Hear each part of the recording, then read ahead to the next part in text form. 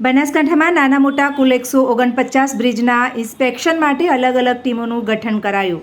ત્યારે તાજેતરમાં ગંભીરા પુલ દુર્ઘટનાને ધ્યાને લઈને મુખ્યમંત્રી શ્રી ભૂપેન્દ્રભાઈ પટેલના દિશા નિર્દેશો હેઠળ બનાસકાંઠા જિલ્લા કલેક્ટર શ્રી મિહિર પટેલ દ્વારા તકેદારીના ભાગરૂપે જિલ્લામાં અલગ અલગ ટીમો બનાવી વિવિધ પુલોનું નિરીક્ષણ તથા સેફટી ઓડિટ હાથ ધરાયું છે.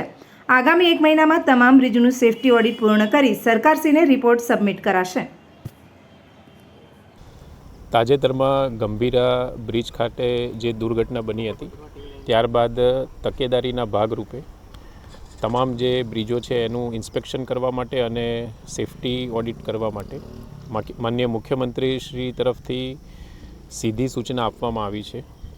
તે અન્વયે બનાસકાંઠા જિલ્લામાં આરએનબી સ્ટેટ વિભાગના અંદાજિત 47, પંચાયત વિભાગના 28, રેલવેના 24 મળી અને સમગ્ર જિલ્લામાં કુલ 149 જેટલા બ્રિજ માઇનોર અને મેજર બ્રિજ આવેલા છે. આ તમામ બ્રિજમાં તાત્કાલિક ધોરણે ટીમની રચના કરી સેફટી ઓડિટ માટેની પ્રક્રિયા ચાલુ કરવામાં આવી છે. ખાસ કરીને જે ઇકબાલ ગઢ પાસે ખારા બ્રિજ આવેલો છે એમાં થોડુંક મરમ્મતની જરૂરત હોવાથી હાલમાં ભારે વાહનોનો પ્રતિબંધ એ બ્રિજ ઉપર મૂકવા માટેની પ્રક્રિયા ચાલી રહી છે.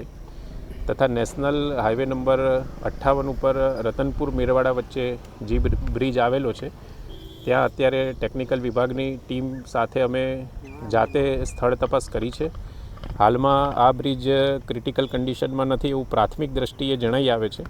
આમ છતાં ડિઝાઇન સર્કલની ટીમ દ્વારા વિશેષ ટેકનિકલ ઓડિટ કર્યા બાદ આ વિશે આગળની કાર્યવાહી કરવામાં આવશે અને તમામ જે 149 બ્રિજ છે તેનો સેફટી ઓડિટનો રિપોર્ટ સેફટી ઓડિટ થઈ રિપોર્ટ સત્વરે સબમિટ થાય તે માટેના તમામ પ્રયત્નો કરવામાં આવી રહ્યા છે. આ બ્રિજના નિર્માણની જાહેરાત પણ થઈ ચૂકી છે કે સરકાર દ્વારા જે જાહેરાત કરી દેવામાં આવી છે હવે ક્યારથી શરૂ થશે કામ અને ભાદરવી પૂનમ પણ આવી રહી છે, મહામેળો આવી રહ્યો છે. જૂનો બ્રિજ જે 1964માં બન્યો હતો આથી નવો બ્રિજ મંજૂર કરી દેવામાં આવ્યો છે અને એની ટેન્ડર પ્રક્રિયા પણ પૂર્ણ કરી દેવામાં આવી છે. બનતા સુધી આ જે જુલાઈ મહિનાના અંત સુધીમાં નવા બ્રિજ માટેનો જે વર્ક ઓર્ડર છે એ પણ આપી દેવામાં આવશે. સાથોસાથ ભાદરવી પૂનમના જે મેળો છે એને ધ્યાનમાં લઈ તથા મોટાભાગના જે શ્રદ્ધાળુઓ છે આ બ્રિજ ઉપરથી પસાર થતા હોવાથી તે તમામ બાબતોને ધ્યાનમાં લઈ અને કાર્યવાહી કરવામાં આવશે.